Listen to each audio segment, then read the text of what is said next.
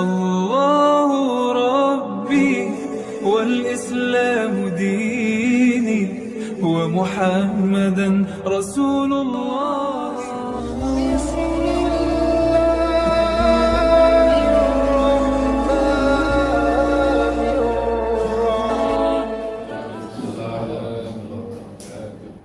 Alhamdulillahilladzi hadana li hadza wa ma kunna linahtadiya laula an hadana Allah. Asyhadu an la ilaha illallah wahdahu la syarika lah wa asyhadu anna Muhammadan abduhu wa rasuluh la nabiyya ba'da. Allahumma shalli wa sallim ala sayyidina wa maulana Muhammadin wa ala alihi wa sahbihi ajma'in. Amma ba'd. Bapak dan Ibu peserta pelatihan Qadar Mubalik Khairul Ummah yang dirahmati Allah Subhanahu wa taala. Puji syukur kita panjatkan kehadiran Allah Subhanahu wa taala. Shalawat dan salam kita sampaikan kepada Nabi besar Muhammad sallallahu alaihi wasallam.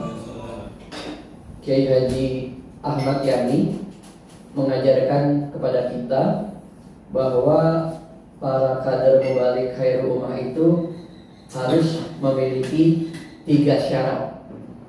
Yang pertama, memiliki kepribadian yang saleh. Ini. Yang pertama, memiliki kepribadian yang saleh. Yang kedua, memiliki wawasan yang luas. Dan yang ketiga, memiliki keterampilan dalam berdakwah. Nah, kita sekarang sedang yang kedua, Ibu dan Bapak sekalian, yaitu memiliki wawasan yang luas. Nah, kalau kita berbicara tentang sejarah, maka ada orang-orang yang mengatakan, wah, untuk apa kita berbicara tentang masa lalu? Kita lebih baik berbicara tentang masa kini dan masa yang akan datang. Kemudian yang kedua, biasanya orang-orang mengatakan, janganlah kita terlalu mengingat-ingat kejayaan masa lalu. Kita harus melangkah menatap masa depan. Harus move on, kata anak muda sekarang. Apakah dua pernyataan ini betul? Yang pertama, kita tetap harus mengambil pelajaran dari sejarah untuk tidak mengulangi kesalahan pada masa lalu. Dan kalau dibilang untuk apa kita mengingat-ingat kejayaan di masa lalu, kenyataannya memang kita pernah jaya, Ibu dan Bapak sekalian. Kenyataannya memang kita pernah jaya. Jadi penting untuk kita mempelajari ilmu sejarah ini. Ibu dan Bapak sekalian yang saya hormati, kalau kita berbicara dalam konteks retorika, maka pembicaraannya akan indah, Ibu dan Bapak sekalian. Misalnya kita bicara Nabi Muhammad SAW hijrah dari kota Mekah ke kota Yastrib. Nah, itu orang-orang pada tercengang ya. Yastrib, oh iya, kota Madinah itu aslinya namanya kota Yastrib. Tapi jarang yang ngomong seperti itu. Nah, jadi Madinah itu diberikan sesudah Nabi ada di sana. Kota Nabi Al-Munawwar, kota Nabi yang bercahaya. Nah itu. Nah, jadi kita bisa ungkapkan hal-hal yang menarik dalam retorika kita. Misalnya, Nabi Muhammad SAW adalah seorang saudagar kaya raya. Beliau adalah seorang pedagang yang sukses.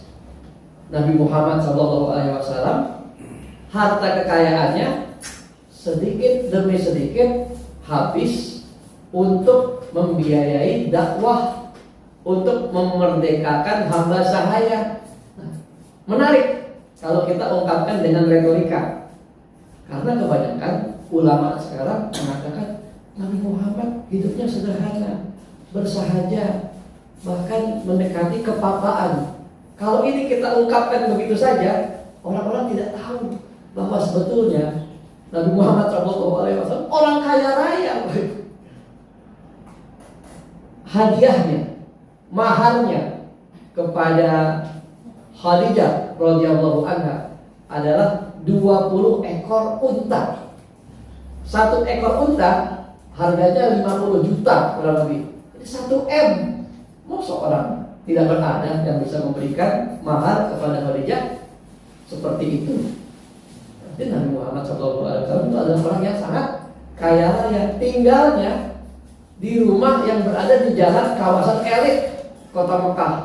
Rumah berdua, rumah Sayyidatuna Khadijah radhiyallahu anha yang memang sudah kaya raya sebelum menikah dengan Nabi Muhammad, bersama Nabi Muhammad yang juga kaya raya. Bayangkan rumahnya semewah apa pada waktu hidup di Mekah sebelum hijrah. Ketika hijrah rumahnya diambil orang. Nah, Bapak dan Ibu sekalian yang berbahagia, perlu kita sampaikan hal-hal yang terkait dengan sejarah dalam retorika kita, sehingga retorika kita tuh tidak terbantahkan. Nah, biasanya retorika itu kan hanya mengandalkan kepada logika. Tapi kalau kita kasih fakta sejarah, retorika dakwah kita itu tak terbantahkan, dan pembicaraan kita itu menjadi lebih menarik, lebih meyakinkan. Baik, Bapak dan Ibu sekalian yang saya hormati. Jadi konflik ya. Memang Ibu dan Bapak sekalian, sejarah itu selalu diwarnai oleh konflik. Karena diawali memang dengan konflik. Nah, Nabi Muhammad SAW berasal dari kota Mekah. Kota Mekah itu bukan orang lain, Bapak dan Ibu sekalian. Itu adalah saudara-saudara semua, bukan orang lain. Itu paman, sepupu, kemudian ponakan. Jadi yang disebut Quraisy itu bukan siapa-siapa. Itu saudara, saudara kandung malah, hitungannya darah. Jadi keluarga dekat semua. Nah, kenapa berkonflik dengan Nabi Muhammad? Karena mereka mengutamakan kesukuan, keningratan, kebangsawanan itu. Ya, Nabi Muhammad hapus itu dengan melakukan dakwah kepada semua kalangan. Baik, kita mulai. Kok tidak termakan sebentar? Tadi dibangun. Oke. Kayaknya saya lebih suka berdiri deh. Suara saya jelas kan ya? Bapak dan Ibu sekalian, kalau Ibu dan Bapak mengetahui kehidupan seorang sahabat yang bernama Ammar bin Yasir. Ammar bin Yasir ini as-sabiqun al-awwalun, dari generasi pertama. Didikan Nabi Muhammad langsung. Ayahnya Yasir adalah orang yang pertama kali syahid. Ibunya disiksa oleh tuannya yang punya, yaitu Abu Jahal.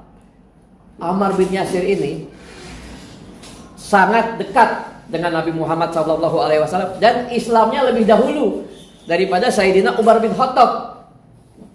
Ammar bin Yasir, seorang sahabat yang sangat dekat dengan Nabi Muhammad SAW, berasal dari kalangan hamba sahaya. Tapi jangan salah Bapak dan Ibu sekalian, orang-orang yang menjadi pemeluk Islam itu tidak semuanya dari kalangan fuqara wal masakin, bukan kalangan du'afa semua. Seperti banyak para ulama menceritakan, wah, para pengikut Nabi Muhammad SAW itu kaum du'afa, kaum fuqara wal masakin. Ada orang-orang kaya seperti Sayyidina Abu Bakar As-Siddiq, Sayyidina Utsman bin Affan, itu orang-orang kaya. Sayyidina Abdurrahman bin Auf, itu pedagang-pedagang kaya raya. Jadi tidak semua pengikut Nabi Muhammad itu orang fuqara wal masakin, ada juga orang kaya raya. Tapi kalau kita cerita Sayyidina Ammar bin Yasir, dia adalah dari golongan yang fuqara wal masakin, sahaya. Itu Bapak dan Ibu sekalian, Nabi Muhammad pernah berkata begini, Ammar, kamu nanti akan dibunuh oleh pemberontak. Itu Nabi Muhammad mengatakan begitu. Nabi mengatakan begitu. Prediksi. Amar, tenang-tenang saja. Sayyidina Abu Bakar As-Siddiq meninggal. Diganti Sayyidina Umar bin Khattab. Sayyidina Umar bin Khattab meninggal. Diganti Sayyidina Utsman bin Affan. Sayyidina Ali bin Abi Thalib perang, konflik. Perang melawan siapa, Bapak Ibu? Sayyidina Ali bin Abi Thalib, khalifah, berperang melawan Aisyah radhiyallahu anha. Aisyah, istri Nabi. Coba bagaimana penghormatan seorang khalifah? Sayyidina Ali bin Abi Thalib harus berhadapan melawan Sayyidatuna Aisyah radhiyallahu anha. Sayyidatuna Aisyah radhiyallahu anha adalah istri Nabi Muhammad sallallahu alaihi wasallam. Istri Nabi adalah ibunda dari kaum muslimin, ummul mukminin. Gimana menghormatinya? Ini Ibu dan Bapak sekalian, rahasia akidah. Kenapa istri-istri Nabi tidak menikah lagi dengan orang lain? Itu akidah. Karena nanti di akhirat sana statusnya sebagai ummul mukminin, sebagai istri Nabi. Kalau dia dinikahi oleh orang lain, maka statusnya bukan lagi istri Nabi, ummul mukminin, begitu akidah. Nah, kalau tadi kita balik, bagaimana sungkannya Sayyidina Ali bin Abi Thalib harus menghadapi ibunda, ya, ibunda. Walaupun umurnya Sayyidatuna Khadijah Aisyah radhiyallahu anha lebih muda daripada Sayyidina Ali bin Abi Thalib, tapi statusnya karena Nabi Muhammad SAW itu adalah sepupu dari Sayyidina Ali bin Abi Thalib. Berarti ini tantenya juga, kan begitu. Harus berhadapan. Akhirnya dirangkullah Sayyidatuna Aisyah radhiyallahu anha, berhenti perang Jamal namanya, perang onta. Kemudian perang Siffin namanya, perang Siffin. Perang Siffin itu antara Sayyidina Ali bin Abi Thalib melawan sahabat juga, sesama sahabat, ini perang saudara. Namanya Sayyidina Muawiyah bin Abi Sufyan. Kemudian apa Anda sekalian? Syahidlah. Mohon maaf. Ya. Sebelum lanjut, itu penyebabnya si sahabat Ali sama Aisyah itu penyebabnya konfliknya apa itu, Pak? Konfliknya adalah menuntut supaya pembunuh dari Sayyidina Utsman bin Affan itu diselidiki. Sayyidatuna Khadijah radhiyallahu anha, Sayyidatuna Aisyah radhiyallahu anha itu menuntut kepada Sayyidina Ali bin Abi Thalib, ya khalifah, gitu kan? Cari pembunuh Utsman, kisos dia, gitu. Tapi suasananya masih hiruk pikuk. Kira-kira Sayyidina Ali bin Abi Thalib sedang lakukan penyelidikan, diselidiki dulu, tidak gegabah, gitu ya. Tapi Sayyidatuna Aisyah radhiyallahu anha ada yang dipasi. Akhirnya terjadilah perang saudara, sama-sama sahabat. Nah, kita balik ke perang Siffin. Perang Siffin pun begitu. Muawiyah bin Abu Sufyan pun menuntut supaya saudaranya, ya, Sayyidina Utsman bin Affan itu pembunuhnya dicari, tolong dicari pembunuhnya. Susah bagi Sayyidina Ali untuk mencari pembunuhnya karena terlalu banyak orang yang terlibat di dalamnya. Jadi yang membunuh Sayyidina Utsman bin Affan itu bukan satu orang, banyak orang, ya. Masuk ke dalam rumah, ngaji, ditebas, pembunuhan, ya. Bayangkan lagi ngaji Sayyidina Utsman bin Affan, ya. Nah, balik lagi ke cerita perang Siffin, ya. Di situ Ammar bin Yasir terbunuh, syahid. Orang-orang langsung berhenti perang. Kenapa? Ingat dengan perkataan Nabi. Siapa yang membunuh Sayyidina Ammar bin Yasir, dialah pemberontak. Yang membunuh waktu itu dari kalangan Muawiyah bin Abi Sufyan, karena Sayyidina Ammar bin Yasir berada di pihak Sayyidina Ali bin Abi Thalib. Nah, itu cerita betapa pentingnya sejarah kita masukkan dalam pembicaraan. Ini baru bicara tentang konflik. Baik. Nah, sejarah Islam dan penanggalan tahun Masehi. Nah, ini Yunani dan Romawi. Bapak dan Ibu kan belajar ilmu retorika ya. Nah, ilmu retorika itu asalnya di sini. Di zaman Yunani dan Romawi. Retorika itu dipelajarinya awalnya oleh Aristoteles, seorang filsafat dari zaman Yunani dan Romawi. Nah, sekarang kan kita udah tahun 2022. Saya mau tanya Bapak dan Ibu sekalian, awal mula tahun 1 Masehi itu apa ya? Nabi hijrah dari Mekah ke Madinah. Itu tahun Hijriah. Tahun Hijriah. Ya, tahun Masehi. Kan sekarang kan tahun 2020. Sekarang saya mau tanya tahun 1 Masehi itu siapa? Ada apa? Waktu bikin surat apa? Surat dari apa itu? Oh iya, itu masih tahun Hijriah. Sekarang saya tanya tahun Masehinya. Lahirnya Nabi Isa Al-Masih. Ini Bapak Ibu, tahu. Nabi Isa lahir. Nah, ini penanda. Inilah tahun 1. Nah, kita perlu paham sejarah. Nah, konon Nabi Isa itu muda diangkat ke atas, ya. Karena kalau kita bicara Isra Mi'raj, Bapak dan Ibu ya, kalau kita bicara Isra Mi'raj, mungkin di mata kita itu tidak terlalu istimewa. Tidak terlalu, kalau kita pelajari sejarah. Kenapa?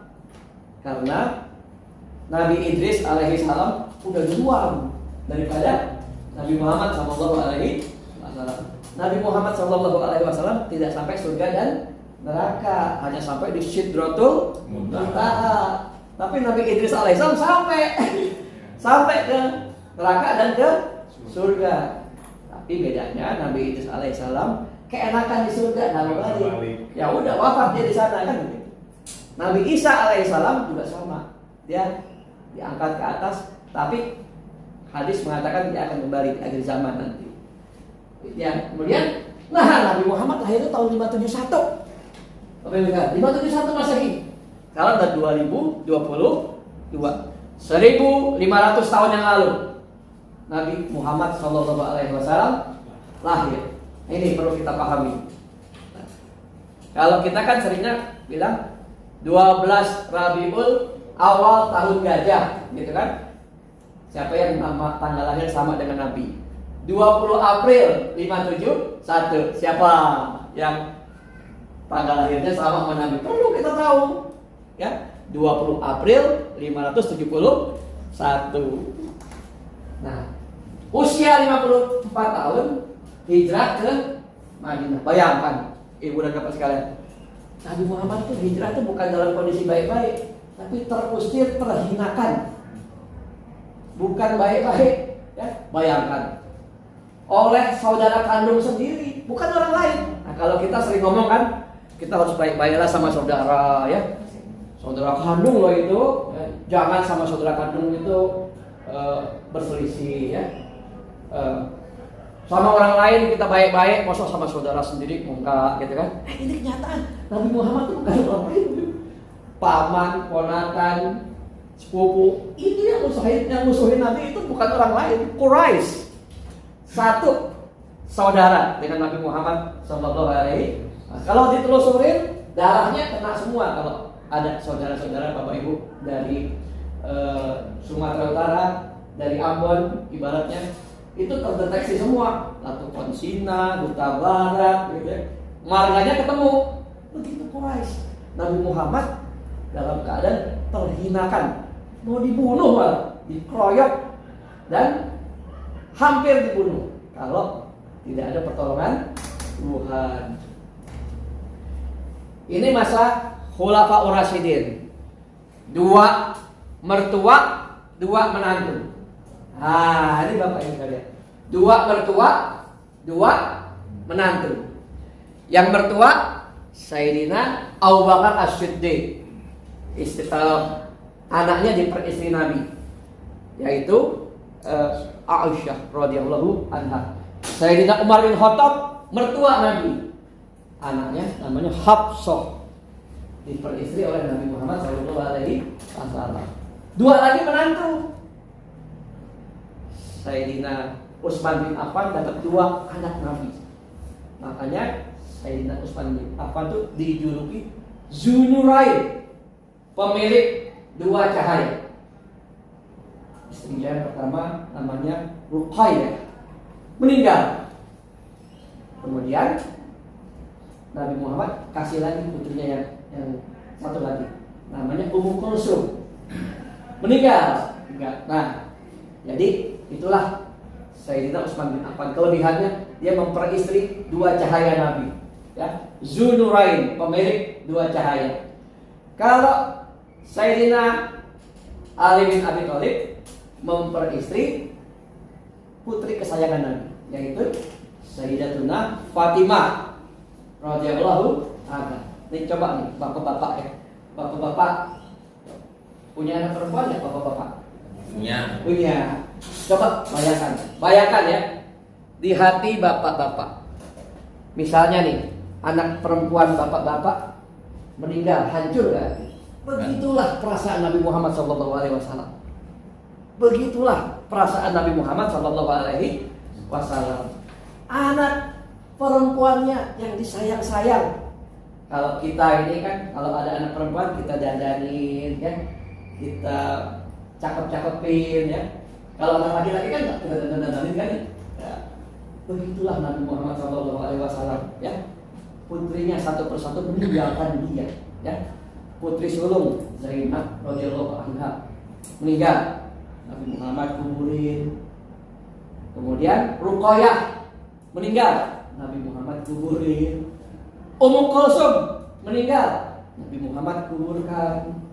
Jadi bapak-bapak sekalian, satu-satunya putri yang mendampingi Nabi Muhammad SAW ketika Nabi Muhammad sakaratul maut itu hanya Sayyidatuna Fatimah radhiyallahu anha. Coba bapak-bapak bayangkan di hati, seandainya bapak-bapak jadi Nabi Muhammad, hancur ke hati bapak melihat putri-putrinya satu persatu meninggalkan. Kalau kita boleh berpikir, ya anakku sayang, gitu kan, lebih baik ayahmu duluan lah daripada kamu. Kehidupan masih panjang. Tapi itulah yang terjadi kepada Nabi Muhammad SAW.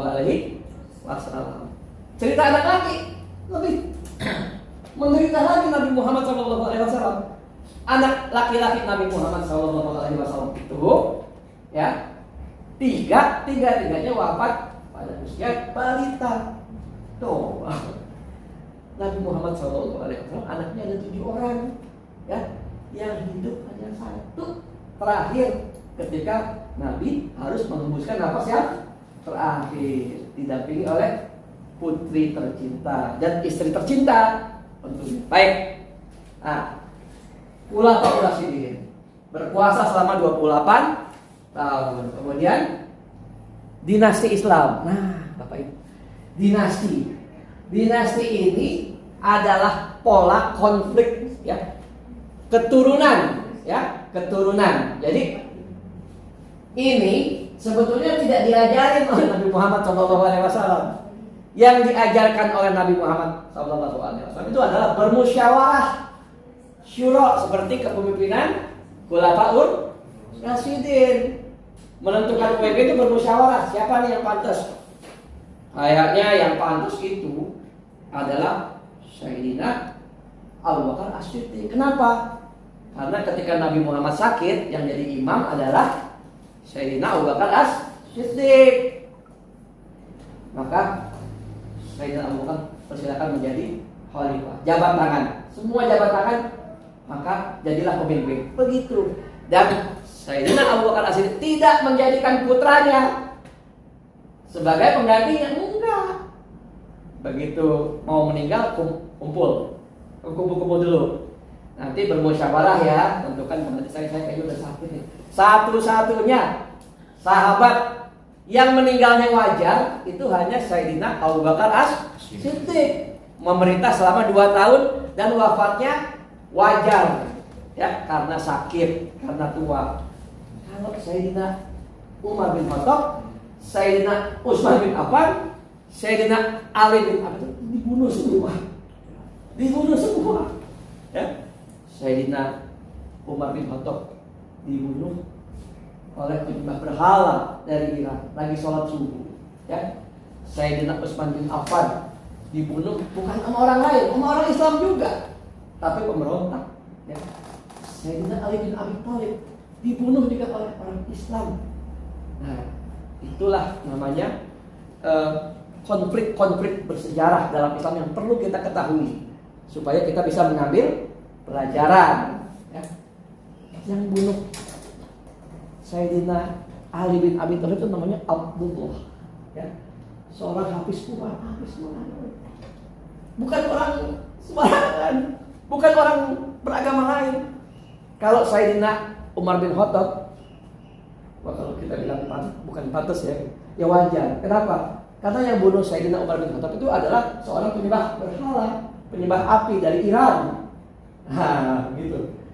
Kalau Sayyidina Ali bin Abi Thalib itu dibunuh oleh seorang yang hafiz Quran, orang Islam juga, tapi memiliki pemahaman yang terlalu keras dan tidak lemah lembut. Islam itu rahmatan lil alamin, lemah lembut. Asyidda'u 'alal kufar, ruhama'u bainahum. Kalau sama orang Islam saling mencintai, lemah lembut ya. Ini pemahamannya sangat keras gitu ya, walaupun sesama orang Islam. Nah, kemudian berkuasa 1260. Coba Bapak lihat, ini Islam berkuasa Bapak. 1261 tahun berkuasa Islam. Bayangkan, Amerika Serikat itu baru berkuasa tahun 1945. Sejak dijatuhkannya bom atom ke Hiroshima dan Nagasaki, Jepang, maka Amerika Serikat menjadi penguasa dunia baru ya. Islam berkuasa. Nih, Bapak Ibu. Islam berkuasa ini tahun sampai dengan 1924. Itu Islam berkuasa. Nah, kemudian ini kita perlu cek Bapak Ibu sekalian. Ini bukan omongan saya, ini omongan Profesor Hamka. Nah, Bapak mungkin paham Profesor Hamka itu bukan sebuah nama.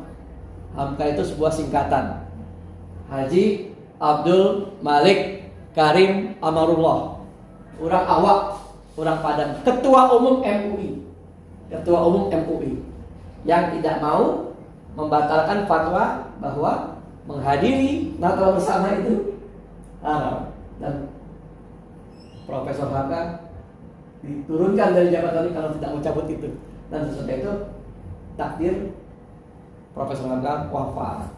Tapi dia tetap pada prinsipnya. Nah, Profesor Hamka itu melakukan penelitian bahwa yang masuk ke Indonesia itu bukan pedagang Gujarat dari India, tapi adalah orang-orang. Kalau pelajaran sejarah mengatakan Islam disebarkan oleh pedagang Gujarat dari India pada abad ke-14 tahun 1400.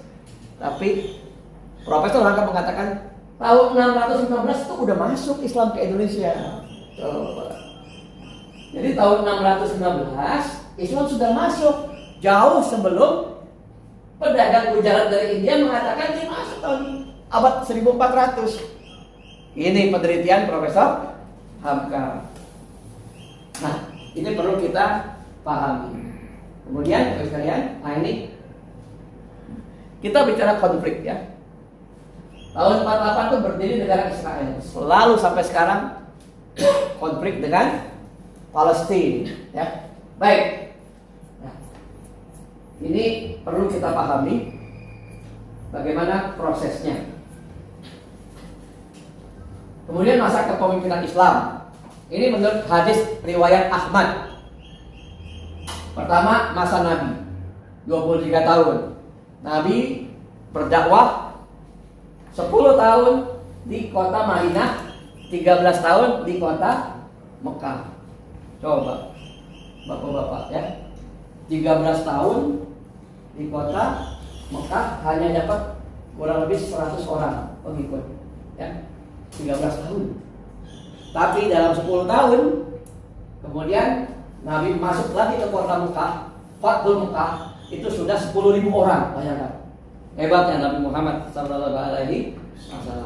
Tapi Islam itu diperjuangkan, diperjuangkan. Dari umur Nabi Muhammad 55 tahun sampai wafatnya umur 63 tahun, bayangkan 9 tahun. 55, 56, 57, 58, 59, 60, 61, 62, 63, 9 tahun. Coba Bapak dan Ibu sekalian, apakah kasihan sama Nabi?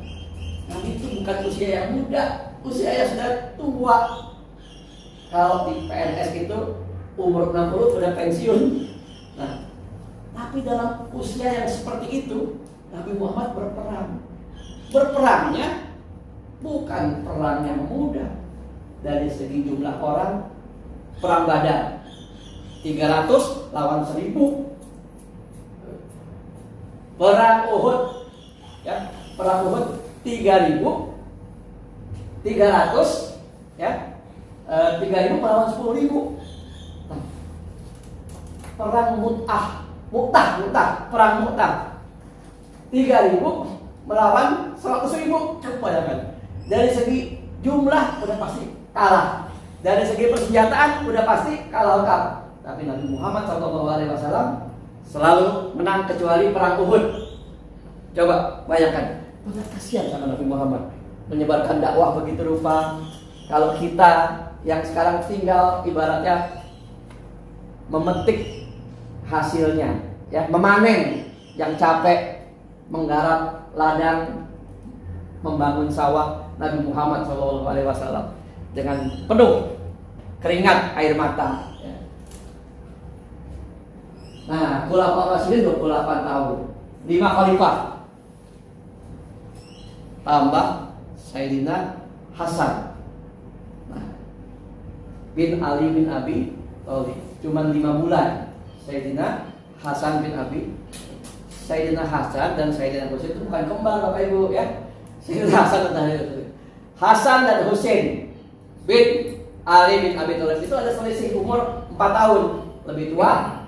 Hasan bin Ali bin Abi Thalib. Nah, antum udah nikah? Belum. Nah, Hasan bin Ali bin Abi Thalib itu meninggal karena diracun oleh istrinya sendiri. Nah itu, cari istri yang solehah. Nah, kan seperti Sayyidina Hasan bin Ali bin Abi Thalib, karena istrinya haus kekuasaan, ya, haus kekuasaan. Dia memihak kepada Muawiyah bin Abu Sufyan. Gitu. Baik, jadi Mulkan Adam, kerajaan yang menggigit 1263 tahun. Mulkan Jabarian, kekuasaan yang memaksa memimpin Islam saat ini. Nah, ini ada 3 dinasti besar: Bani Umayyah, Bani Abbasiyah, dan Ottoman, ya, Turki. Nah, ini tahunnya. Nah, sekarang musyawarah yang demokratis nanti kita nggak tahu kapan. Ini adalah ramalan dari Nabi Muhammad SAW dan terbukti benar. Ini hadis riwayat Ahmad. Baik, tema kuliah kita hari ini pertama, sejarah 25 Nabi dan Rasul. Kedua, sejarah Nabi Muhammad. Ketiga, Khulafaur Rasyidin. Kemudian keempat, dinasti kerajaan Islam. Masuknya Islam ke Indonesia. Siapa yang orang Sumatera Utara? Itu barus kalau menurut Profesor Hamka. bukan pedagang bujaran, ya. Tahun 600 sudah masuk Islam ke Indonesia. Tahun 1400 itu Gujarat, dan baru kita tahu itu Wali Songo. Wali Songo itu dari tahun 1400 ya. Kerajaan Demak, kerajaan Islam pertama di Indonesia, ya, yaitu Raden Patah sebagai pendiri kerajaan Demak. Itu kerajaan Demak, panglimanya, ya, patihnya namanya Sunan Kudus, penasehatnya Sunan Kalijaga.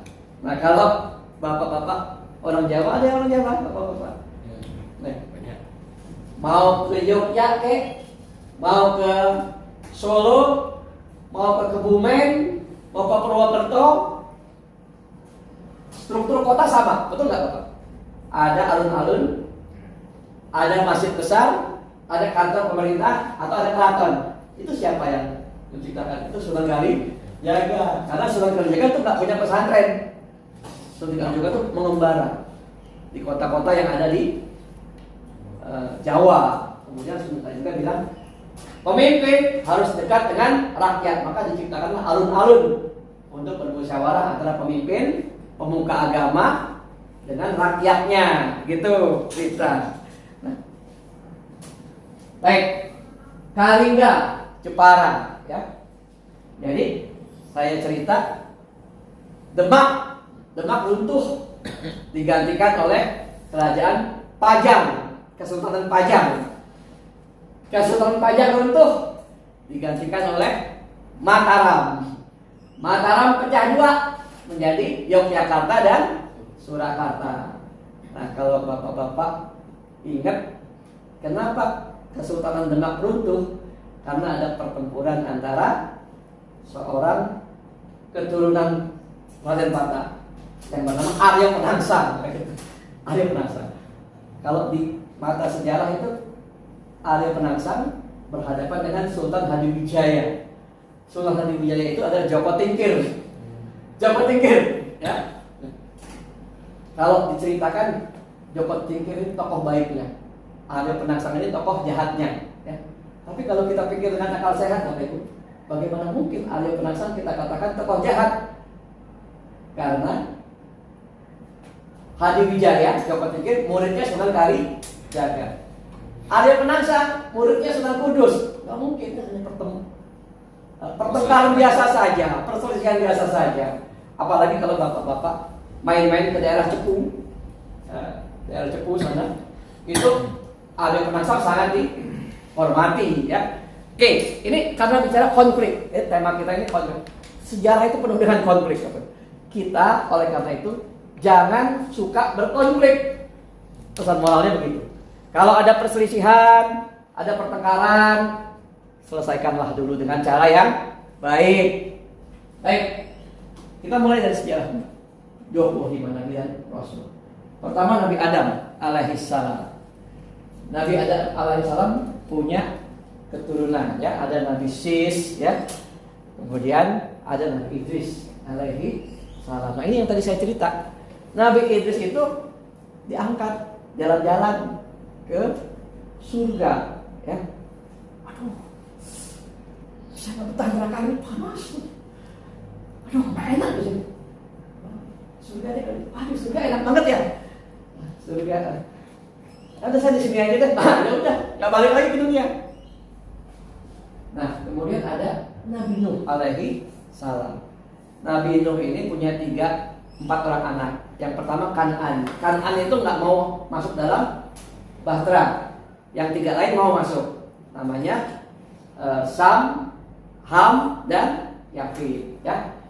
Sam itu menurunkan bangsa-bangsa Eropa, Arab yang mancung-mancung hidungnya. Kalau Ham, anaknya Nabi Nuh, itu keturunannya kulitnya hitam dan rambutnya keriting-keriting. Kalau kita sepertinya keturunan dari Yafid. Yafid anaknya Nabi Nuh alaihissalam yang sawo matang. Baik. Nah, ini yang Sam bin Nuh alaihissalam. Itu ada Nabi Hud di Yaman. Ada Azar. Azar ini bapaknya Nabi Ibrahim. alaihi salam. Harun. Kemudian ada Nabi Saleh. Kemudian ada Nabi Lut. Nah, ini Nabi Ibrahim alaihi salam. Nah, Nabi Ibrahim alaihi salam itu, ibu dan bapak sekalian, punya seorang istri yang cantik sekali, kulitnya putih, namanya Sarah, istri pertama. Ya, tapi nggak punya anak, nggak punya keturunan. Akhirnya Nabi Ibrahim alaihissalam minta izin menikah lagi. Namanya Hajar. Dapat putra namanya Ismail alaihi, anak pertama, tapi dari istri kedua. Nah, Nabi Ismail alaihissalam adalah kakek buyut Nabi Muhammad sallallahu alaihi wasallam. Ya, Nabi Ismail alaihissalam punya keturunan, punya anak, cucu, cicit, sampailah kepada Nabi Muhammad sallallahu alaihi wasallam. Kalau dari Sarah, setelah Hajar melahirkan, Sarah juga ikut mengandung dan kemudian melahirkan. Lahirlah anak kedua namanya Ishak. Anak kedua dari istri pertama. Nah, Ishak ini kemudian mempunyai keturunan sebagai berikut. Coba kita hitung. Nabi Syuaib, ya, Nabi Yakub, Nabi Yusuf, Nabi Musa, Nabi Harun, Nabi Daud, Nabi Sulaiman, Nabi Zakaria, Nabi Yahya, semua nabi itu dari keturunan Ishak. Dan itu namanya bangsa Israel.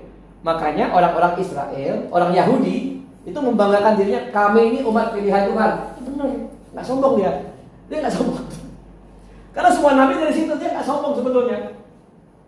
Tapi terlalu ongah gitu ya. Kira-kira gitu. Kita lihat ya. Nah, ini bagian Nabi Syuaib. Nah, Nabi Ismail alaihissalam, Nabi Ishak, Nabi Ayub, Zulkifli, Yakub, Harun, Ilyas, Ilyasa, Bunyamin, Yunus, Yusuf, Yahuda, Daud, Sulaiman, Nabi Sulaiman, Nabi yang memiliki kerajaan yang besar, meliputi bukan hanya umat manusia, tapi jin juga, binatang. Dia ngomong sama Nabi Sulaiman alaihissalam. Ini apa kalian ya, kalau wawasan ya, kita itu dengan orang Kristen menyebutnya dengan istilah yang berbeda tapi maksudnya sama. Misalnya kalau orang Kristen menyebut Nabi Musa itu Moses, kemudian Nabi Ibrahim dipanggilnya Abraham, Nabi Daud dipanggilnya David, Nabi Yusuf dipanggilnya Yosef. Itu sebetulnya mengacu pada istilah yang sama. Nabi Sulaiman Solomon, ya. Jadi sebetulnya istilahnya beda tapi maksudnya sama, gitu ya. Hawa itu kalau orang Kristen manggilnya Eva. Eva itu maksudnya Hawa. Tapi gini, ibu-ibu nih. Nih ibu-ibu ya. Kok ada Siti Aisyah, Siti Khadijah, Siti Fatimah, ya. Siti itu sebetulnya bukan nama, Bu. Sama seperti kita manggil Nabi Muhammad Sayyidina Muhammad sallallahu alaihi wasallam. Artinya tuanku yang mulia, laki-laki, ya. Tapi kalau perempuan Sayyidati, tuanku yang mulia, perempuan. Kita orang Indonesia nih, Sayyidati, Siti jadinya Bapak. Siti dari Sayyidati. Jadi nggak ada namanya Siti Fatimah, Siti, itu hanya sebutan saja ya. Namanya itu Khadijah, ya, Aisyah, Hafsah, gitu ya. Baik. Nah, Zakaria, Yahya itu, ibu dan bapak sekalian, adalah sepupu dari Nabi Isa alaihi salam. Nah, Isa itu dalam bahasa Inggrisnya, kalau Bapak Ibu baca Quran ada tentang Isa, terjemahan bahasa Inggris itu Jesus. Nah, kita orang Indonesia manggilnya Yesus. Maksudnya sama Bapak. Sama aja maksudnya. Ini Isa alaihi salam. Kira-kira ini maksudnya kita harus paham bahwa sebetulnya Bani Israel dengan Arab itu bersaudara. Keturunan Nabi Ismail alaihi salam namanya bangsa Arab. Keturunan dari Nabi Ishak alaihi salam itu namanya Israel atau Yahudi. Sampai sekarang ada. Baik. Nah, ini Abdul Manaf. Kakeknya Nabi Muhammad, Hashim. Abdul Muthalib, Abdullah. Nabi Muhammad sallallahu alaihi wasallam. Jadi kalau kita bicara Maulid Nabi, ini suka dibaca di Rawi pasal kedua. Nah, ini cerita keturunan Nabi. Ini riwayatnya. Nah, inilah yang perlu kita pahami dari Nabi Muhammad sallallahu alaihi wasallam. Keturunan terbaik ya. Bibit, bebet, bobot Nabi Muhammad sallallahu alaihi wasallam. Baik. Nah, cara tentang ulul azmi, nabi-nabi pilihan, nabi-nabi yang mengalami penderitaan. Pertama, Nabi Nuh alaihi salam. Umurnya 890 tahun. Oh, panjang zaman dulu. Umur ya, Bapak Ibu ya. Nabi Ibrahim alaihi salam umurnya 115 tahun di Irak. Nabi Musa alaihi salam umurnya 119 tahun. Nabi Isa muda. Nabi Isa cuma 32 tahun. Nabi Muhammad alaihissalam umurnya 63 tahun. Nah, ini wilayah-wilayahnya. Disebut dalam Quran nama Nabi Nuh itu 43 kali. Kitab susunya itu masih lembaran-lembaran namanya suhuf. Dia mukjizatnya bahtera, selamat dari banjir besar. Nabi Ibrahim alaihissalam disebut di Quran 69 kali, masih bentuk lembaran-lembaran suhuf, ya. Selamat dari api yang membakarnya. Api itu menjadi dingin. Nabi Musa alaihissalam membelah Laut Merah. Dia disebutkan 136 kali dalam Quran. Nabi Isa alaihissalam disebut 25 kali. Nabi Isa itu bisa menghidupkan orang yang sudah meninggal, dihidupkan oleh Nabi Isa alaihi. Nah, ini Bapak Ibu sekalian, kita ini para ulama suka ngomong begini nih. Nabi Muhammad itu tidak memiliki mukjizat besar, tidak seperti Nabi Musa. Nabi Musa bisa belah laut. Sering saya dengar ulama cerita seperti itu. Padahal Nabi Muhammad itu bisa belah bulan, Bapak Ibu. Belah bulan. Lebih hebat dari Nabi Musa alaihi salam. Dan Nabi Muhammad namanya cuma disebut 4 kali dalam Quran, Bapak Ibu sekalian. Yang paling banyak itu Nabi Musa alaihi salam. Nah, jadi Bapak Ibu jangan lagi kita cerita bahwa Nabi Muhammad itu nggak punya mukjizat apa-apa kecuali Al-Quran. Itu sering saya dengar ulama ngomong seperti itu. Mukjizat Nabi Muhammad hanya satu, yaitu Al-Quranul Karim yang terjaga. Betul, tidak salah. Tapi Nabi Muhammad juga memiliki mukjizat-mukjizat yang besar. Baik. Nah, Bapak Ibu, pernah dengar Iskandar Zulkarnain? Ya. Nah, persoalan Iskandar Zulkarnain itu ada atau tidak ada? Zulkarnainnya. Nah, betul Ibu. Ibu benar, Bu. Sebelumnya nggak ada. Adanya Zulkarnain. Betul, Ibu benar sekali. Jadi yang ada itu hanya Zulkarnain, Pak. Nggak ada tuh Iskandar Zulkarnain. Salah tuh ya, Gus, ya. Nah, ini kita lihat nih. Jadi ada 2 tokoh besar nih. Yang satu namanya Zulkarnain, yang satu namanya Alexander the Great. Ya. Nama Zulkarnain disebut dalam surat Al-Kahfi ayat 83 sampai 80. Tapi bukan Iskandar Zulkarnain. Namanya Zulkarnain. Gitu. Ya, bukan Iskandar. Nah, kalau bahasa Arabnya namanya Iskandar Al-Kabir nih, Alexander. Tuh. Tapi ini 2 tokoh yang berbeda. 2 tokoh yang hidup pada zaman Nabi Ibrahim, jauh sebelum Alexander yang agung ini. Nah, ini putra Raja Pirik dari Yunani. Raja soleh bertauhid kepada Allah Subhanahu wa Ta'ala. hidupnya di 356, 323. Kalau Alexander the Great jadi raja umur 20, wafat umur 33. Dia menguasai 2 tanduk matahari sebagai tanda kekuasaannya. Alexander, murid Aristoteles, penyembah berhala dan seorang homoseksual. Masuk iya skandal tentang lain. Membangun tembok besar dari Ya'juj dan Ma'juj. Nah ini konon katanya salah satu tanda bahwa hari kiamat akan datang itu nanti tembok itu akan terbuka dan makhluk Ya'juj dan Ma'juj itu akan keluar. Nah itu salah satu tanda kiamat akan segera datang. Nah itu dibikinnya oleh Zulkarnain. Nah Bapak dan Ibu sekalian, ini sebagai gambaran bahwa Iskandar Zulkarnain itu tidak ada. Yang ada itu Zulkarnain. Ini gambaran. Baik, sejarah Nabi Muhammad. Banyak di antara kita yang nggak tahu, ya. Profesi Nabi Muhammad itu apa sih?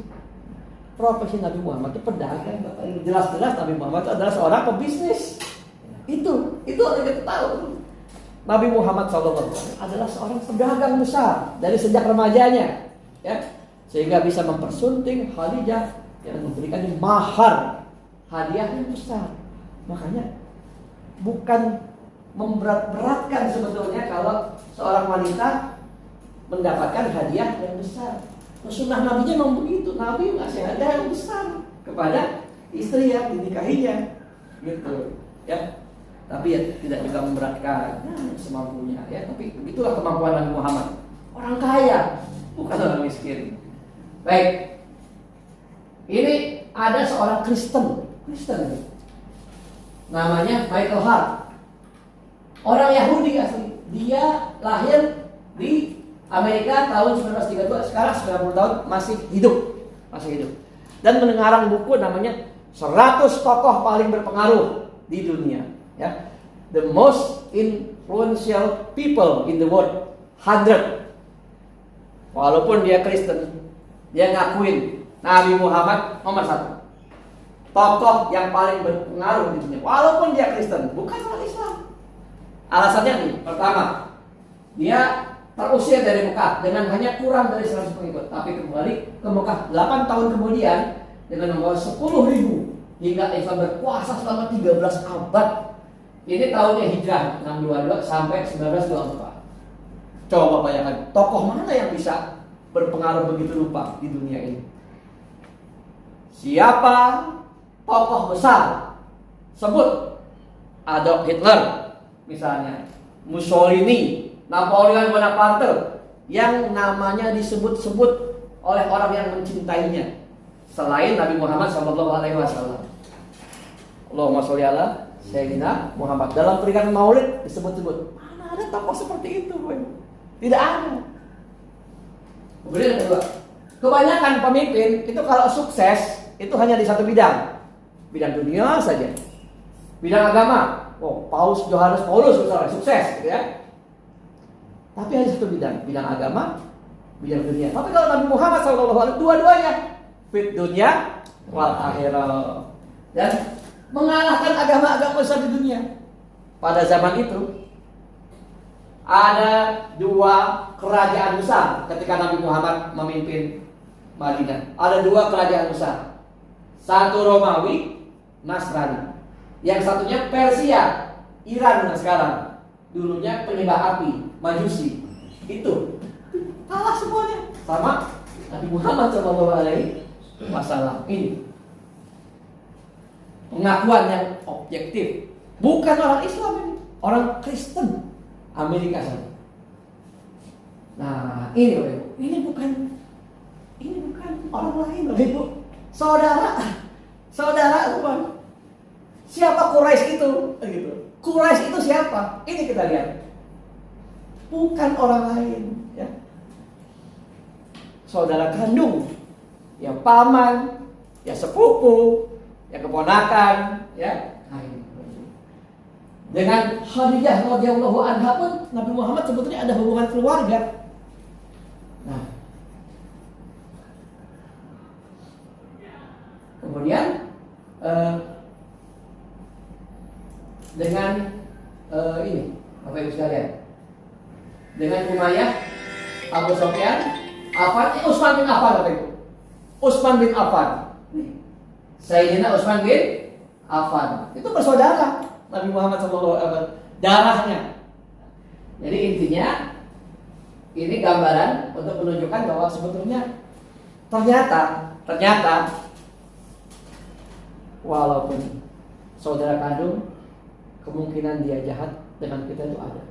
Jangan berpikir yang namanya saudara kandung itu tidak jahat sama kita. Jahat juga. Ini sebagai gambaran.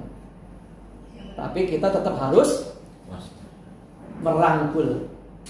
Ya, sayang boleh, tapi kita tetap harus waspada, kata Bapak. Ya, baik.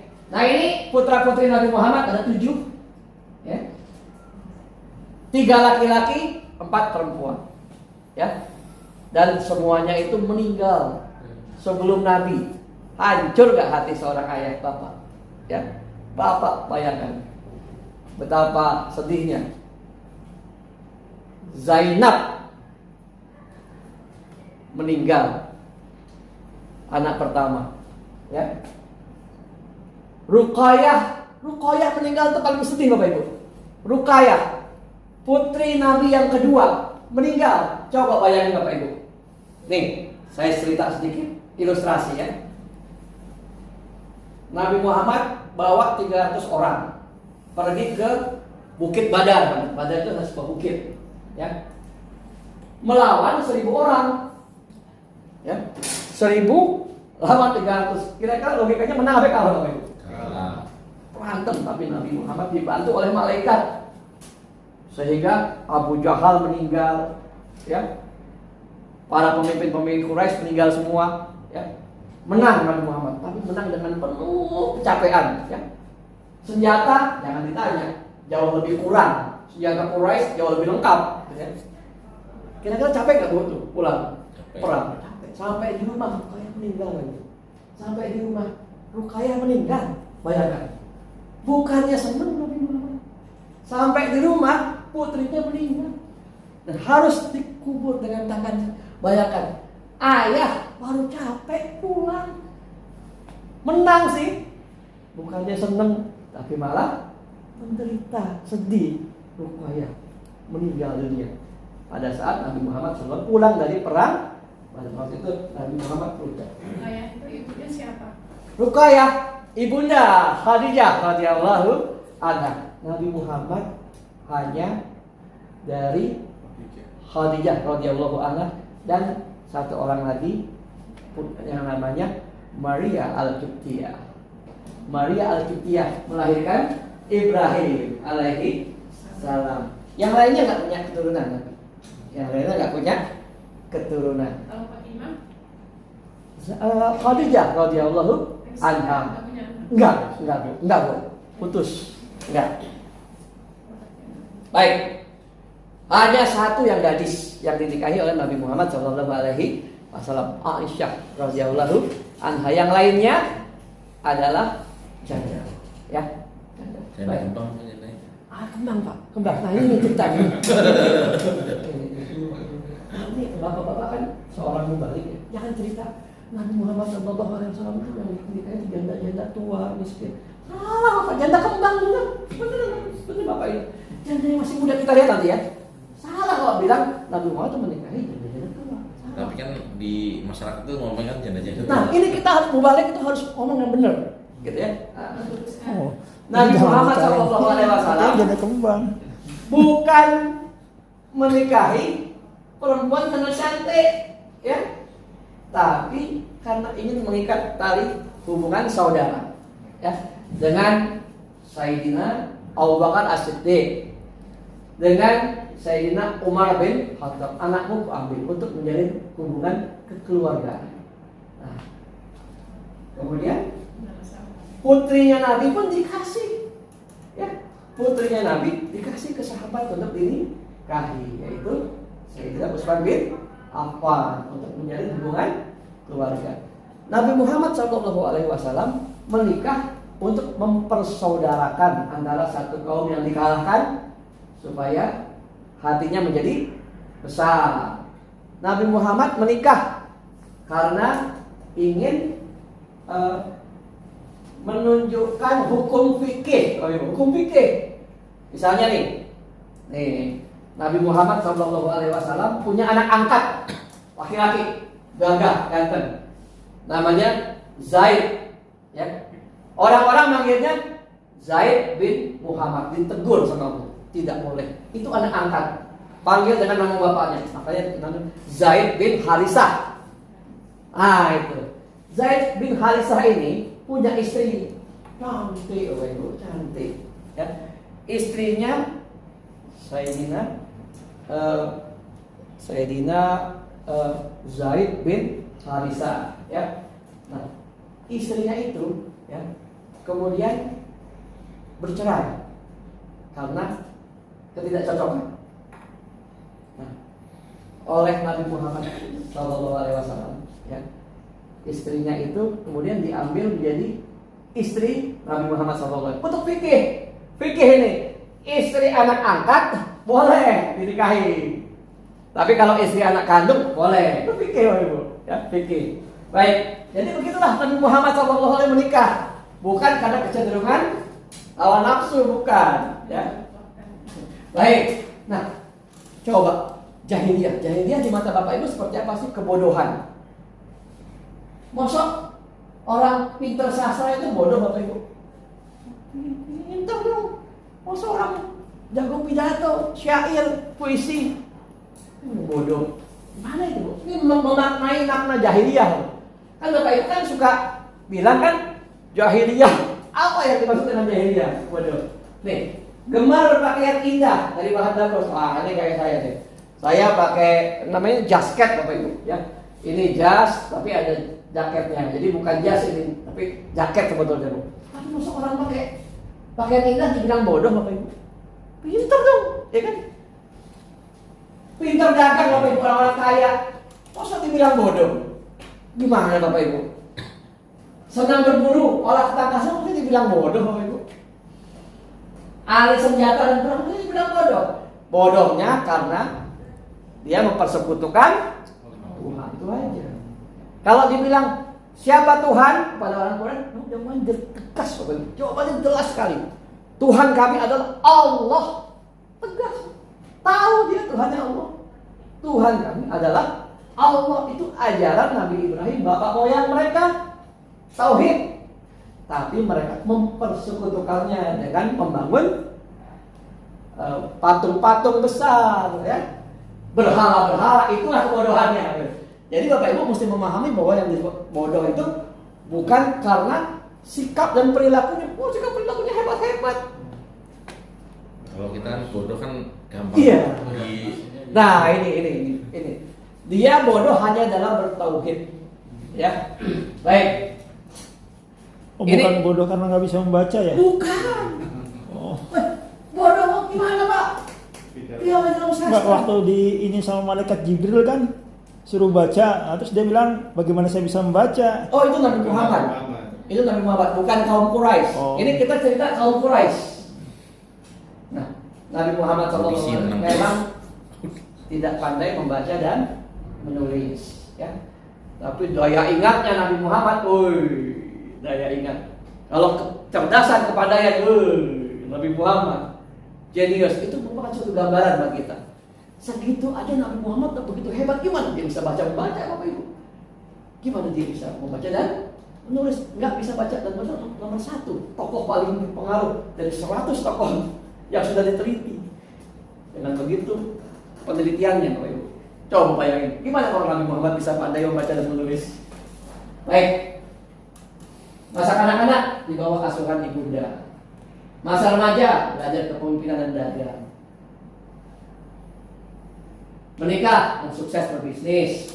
Nabi Muhammad tuh pedagang, Bapak Ibu. Jadi kalau ada Bapak dan Ibu yang berdagang nih, berbanggalah Bapak dan Ibu, karena Bapak dan Ibu satu profesi dengan Nabi Muhammad SAW. Nabi Muhammad tuh bukan pegawai negeri kayak saya pegawai negeri. Enak. Nabi Muhammad bukan pejabat pemerintah. Nabi Muhammad bukan seorang raja. Nabi Muhammad SAW tidak pernah membangun kerajaan di Madinah. Yang dia bangun hanya masjid. Pemerintahan itu atur dari masjid Nabi Muhammad SAW. Tak ada istana. Istana baru dibangun pada masa Muawiyah bin Abu Sufyan, dinasti Bani Umayyah. Menerima wahyu, berdakwah terang-terangan, disiksa, dihinakan, berdakwah di Madinah. Nah, asal-muasalnya namanya Yastrib. Yastrib itu artinya memaki. Apa Yastrib itu? Kata Nabi, kita ganti. Itu nama yang buruk buat sebuah kota. Menyurati raja-raja. Fathu Mekah, Nabi pulang kampung, mudik, haji wada, perpisahan. Ini Bapak Ibu. Jadi Bapak Ibu sekalian, dari tadi saya cerita begini. Saya cuma ngomong sama Ibu. Kalau saya tanya, Bapak Ibu cinta dengan Nabi Muhammad SAW? Oh, cinta pasti. Kenapa Bapak Ibu cinta sama Nabi? Bisa buktikan kepada saya. Paling Bapak Ibu bilang begini, saya cinta kepada Nabi karena saya sering bersolawat kepadanya. Betul, itu tidak salah. Bersolawat penting. Tapi tahu nggak siapa nama anak-anaknya Nabi? Wah, nama anak-anaknya Nabi nggak tahu. Katanya cinta. Cinta palsu. Ya, kita kalau cinta kepada orang kita harus tahu siapa ibunya, siapa anak-anaknya. Nabi Muhammad tahu nggak perjalanan hidupnya? Nggak tahu. Gimana Bapak Ibu katanya cinta? Nah, dalam pertemuan ini saya ingin menggugah mahabbah itu sejauh mana sih pada Nabi Muhammad SAW. Itu digugah, ya. Baik. Profesi Nabi Muhammad nih. Pertama, karyawan. Ya, Nabi Muhammad dari kecil, ya, orang yang bekerja diupah, diberikan honor untuk mengembala kambing. Kemudian siapa yang Bapak Ibu kerja di bank? Nabi Muhammad itu adalah orang yang dipercaya untuk dititipkan uang, harta benda oleh orang Quraisy. Nabi Muhammad adalah pedagang, pemimpin negara, ya, tapi nggak punya istana. Ya, Nabi Muhammad, Bapak Ibu yang militer, ada nggak Bapak Ibu yang TNI? Nabi Muhammad adalah seorang jenderal, mengatur strategi taktik, mengembala domba dan kambing, menyimpan uang dan harta penduduk Mekah, ekspor impor ke Syria. Suriah sekarang ini hancur-hancuran. Suriah perang, ya. Berbahagialah kita di Indonesia yang damai. Masyarakat dari Masjid Nabawi, bukan dari istana, menjadi panglima perang. Nah, ini semua adalah Ummul Mukminin, itu. Ummul Mukminin, ibu kita, ya. Ibu kita, ya. Ibunya Nabi, ibu kita hormati. Tidak ada yang sesudah Nabi meninggal dinikahi oleh orang lain, karena mereka menjaga statusnya. Saya ini istri Nabi, mulia. Nah, kita lihat Bapak Ibu, Bapak janda kembang, janda kembang Pak, lihat Pak umurnya Pak. Umur saat nikah, ya, umur saat nikah loh. Yang tua itu hanya Khadijah dan Saudah, ya. Yang lainnya itu umurnya 21, 20. Masa tua sih Pak begitu Pak? Salah kita ngomong nih para ulama ini. Para ulama itu salah dalam berdakwah, nggak benar ini. Ya, jangan lihatnya yang di atas dulu.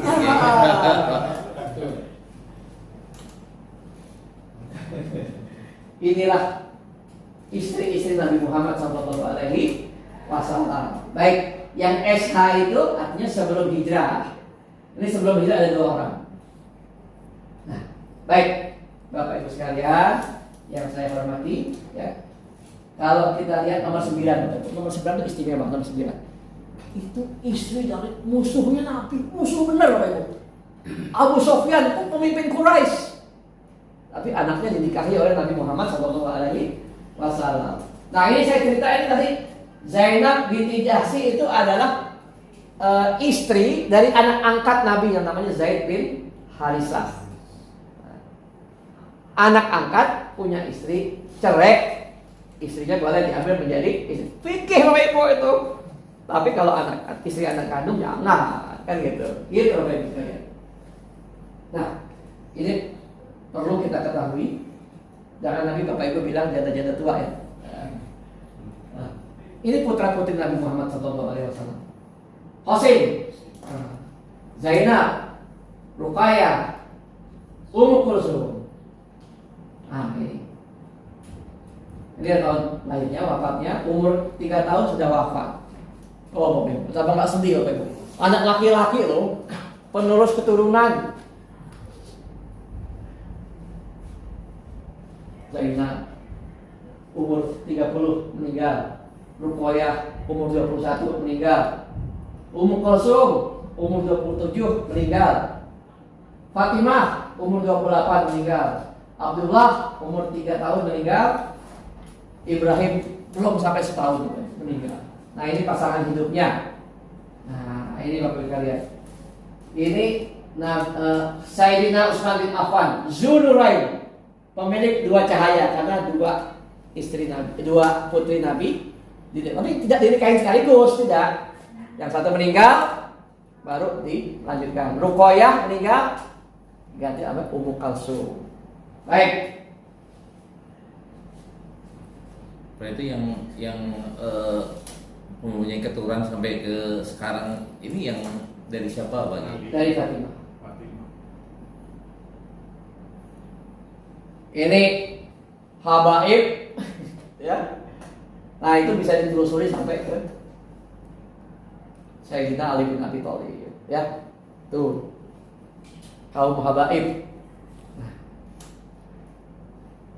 Kemudian kalau kita bicara wali songo Bapak Ibu, wali songo nih, Bapak Ibu kan tahu wali songo ya. Itu semuanya adalah keturunan Arab. Yang bukan orang Arab itu cuma 2, yaitu Sunan Kalijaga dan putranya Sunan Kalijaga. Siapa putranya Sunan Kalijaga? Putra kandung Bapak Ibu. Sunan Muria.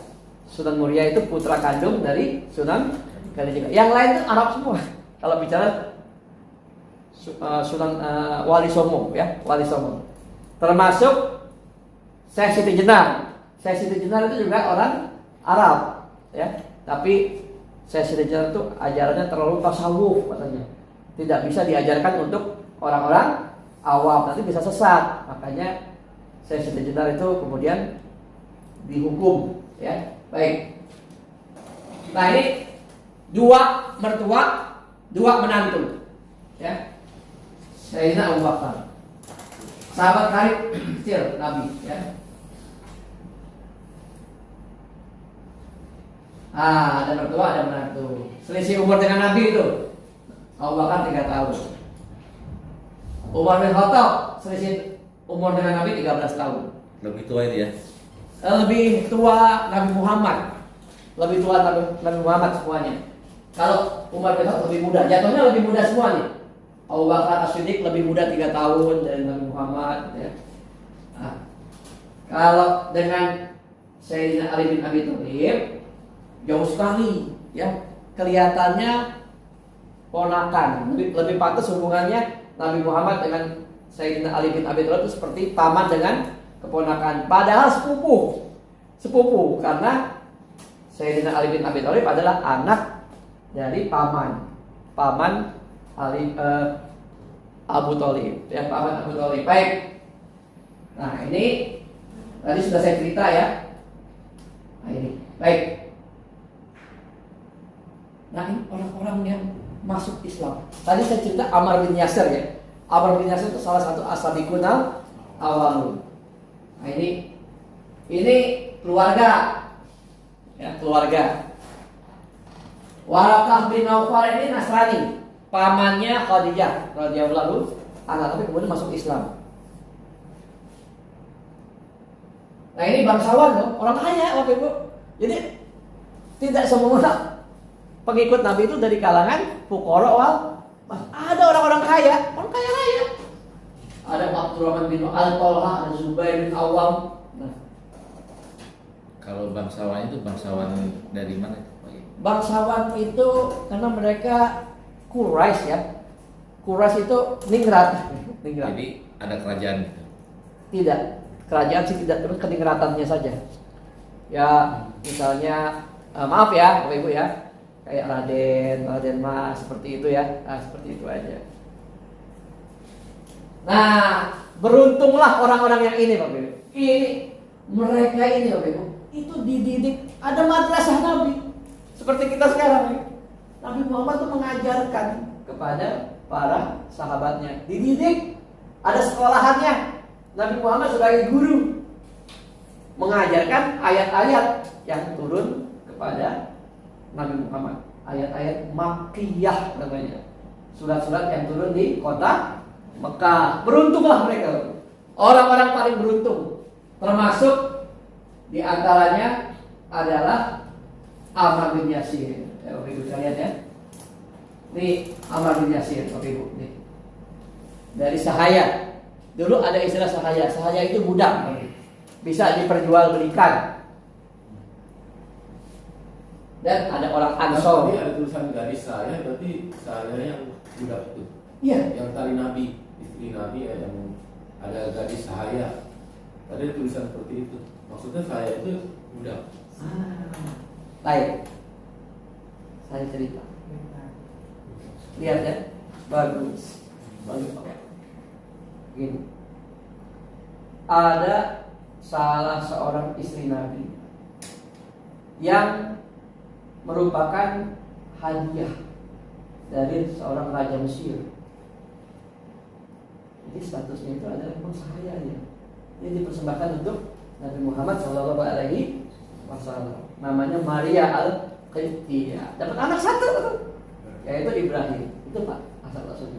Nanti kita cerita bagaimana Nabi Muhammad berdakwah itu ngirim surat ke para raja. Jadi strategi dakwah Nabi itu cemerlang. Surati dulu baik-baik. Jadi jihad itu berawal dari surat penyurat. Ya. Bukan berperang langsung berperang. Ya. Tapi kalau dia mau menerima, maka tidak akan diperangi. Nah, salah satunya adalah Raja Mesir. Ya, Raja Mesir itu memberikan hadiah berupa seorang sahaya cantik, namanya Maria Al-Qibtiyah. Dapat anak satu pada Muhammad SAW, namanya Ibrahim. Strategi dakwah, mengirim surat. Nabi memang tidak bisa baca, tidak bisa tulis, tapi Nabi memiliki banyak sekretaris. Salah satunya Zaid bin Thabit, seorang penulis Nabi. Nah, Bapak, kalau pakai cincin gitu, Bapak, wah, Nabi Muhammad tuh pakai cincin itu, begini. Nabi Muhammad kalau pakai cincin tuh kelingking gini, sunnah Nabi, sunnah Nabi. Di kelingking kanan pakai, set, kelingking. Tapi begini sebenarnya. Nah, dibalik pakai Nabi. Cara pakai cincin Nabi Muhammad SAW. Di sini ada stempel Allah, Rasul tengah-tengah, Muhammad paling rahmatullah hebat. Adab Nabi Muhammad SAW. Allah dulu paling atas, Rasul di tengah, Muhammad di bawah. Muhammad Rasulullah. Stempel khataman Nabi itu surat. Begitu Bapak. Stempel surat Nabi. Nah, begitu. Jadi surat-surat Nabi itu pakai stempel. Stempelnya begini. Ini sudah Nabi. Kalau kita kan enggak. Kita pakai cincin kan jadi manis sama Ibu ya. Di atas aja. Wah, itu di atas. Memang mesti kak kelapa. Ya, payah kita enggak ikut Nabi ya. Baik, Bapak Ibu sekalian. Nah, saking penyiksaannya itu kuat, ini hijrah ke Habasyah. Habasyah itu di Ethiopia. Ini coba lihat, ini perang-perang bunuh diri semua. Coba, perang-perang bunuh diri semua. Mana ada yang bisa menang Bapak Ibu? Kondisi seperti ini. Namanya berani mati Bapak Ibu, bunuh diri. Ini ya. Coba bayangkan Bapak Ibu, umur Nabi 55, 56, 58, 58. Udah kasihan Bapak Ibu sama Nabi Bapak Ibu. Udah tua disuruh berperang Bapak Ibu. Kita harus punya rasa kepada Nabi itu. Sedih kita lihat Nabi Bapak Ibu memperjuangkan agama ini. Jadi kalau ada orang Islam murtad, betapa mahalnya sebuah hidayah Bapak Ibu.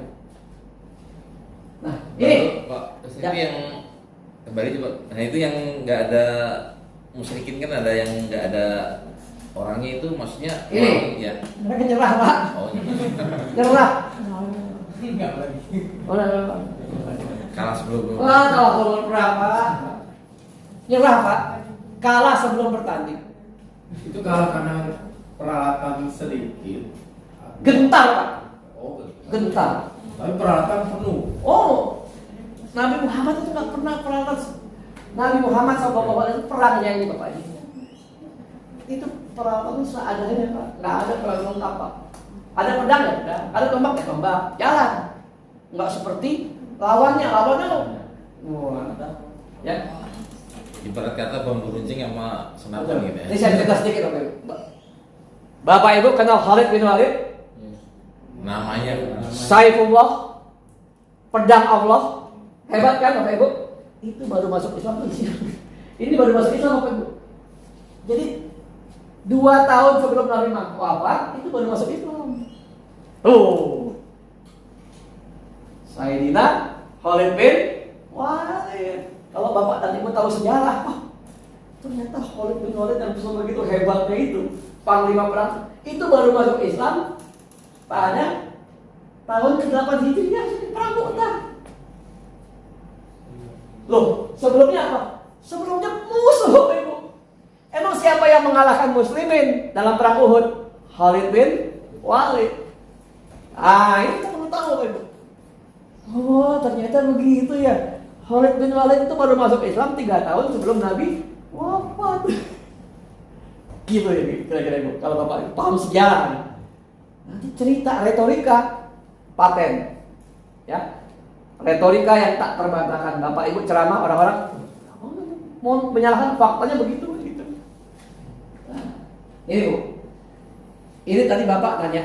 Ini yang saya lihat nih. Nih, Muqawqis. Muqawqis. Raja Mesir memberikan kepada Nabi sahaya, namanya Maria Al-Qibtiyah. Tadi Bapak ya. Memberikan hadiah kepada Nabi Muhammad SAW. Kalau menentang, terpaksa diperangi. Nabi Muhammad sangat bersahabat. Orang kafir bilang begini, Islam ditegakkan dengan cara yang penuh darah. Siapa yang bilang? Pada zaman itu, peperangan itu penuh dengan pembantaian. Perempuan diperkosa, anak-anak dibantai. Nabi Muhammad tak pernah begitu. Ya, lindungi perempuan, lindungi anak-anak. Tempat ibadah jangan diganggu. Gereja, ya, kemudian rumah-rumah ibadah jangan dirusak, tidak boleh. Itu. Jadi Nabi Muhammad itu berperang dengan penuh kasih sayang Bapak Ibu, bukan dengan kebrutalan. Begitu kira-kira. Baik, nah ini mukjizat Nabi. Al-Quran tuh. Tapi kita harus tahu mukjizat Nabi yang lain. Isra Mi'raj, membelah bulan, menurunkan air hujan, keluar air dari jadi mani, segala susu yang mengenyangkan, membuat gulai kambing saat perang Khandaq, sampai ratusan orang makan dari kuali yang sama, menyembuhkan sakit mata. Sakit mata Bapak Ibu, sakit mata bukan mata merah Bapak Ibu, bola mata keluar, bola mata udah keluar dari kelopak ya Bapak Ibu. Kenapa enggak? Tapi sama Nabi dilus-lus, dibalikin lagi, sembuh Bapak Ibu. Mana hebat Bapak Ibu. Ternak kebo penuh susu. Nabi berumur 5 tahun sudah penuh dengan keajaiban. Jadi jangan lagi kita bilang Nabi Muhammad tuh mukjizatnya hanya Al-Quran. Tidak hanya itu. Baik, ini sejarah Khulafaur Rasyidin. Kita sampai jam berapa Pak? 5. Jam 5. Saya gini aja, saya tidak akan memberikan penjelasan lagi. Saya hanya memperlihatkan kepada Bapak Ibu ya. Siap. Enggak jelaskan lagi. Nah ini.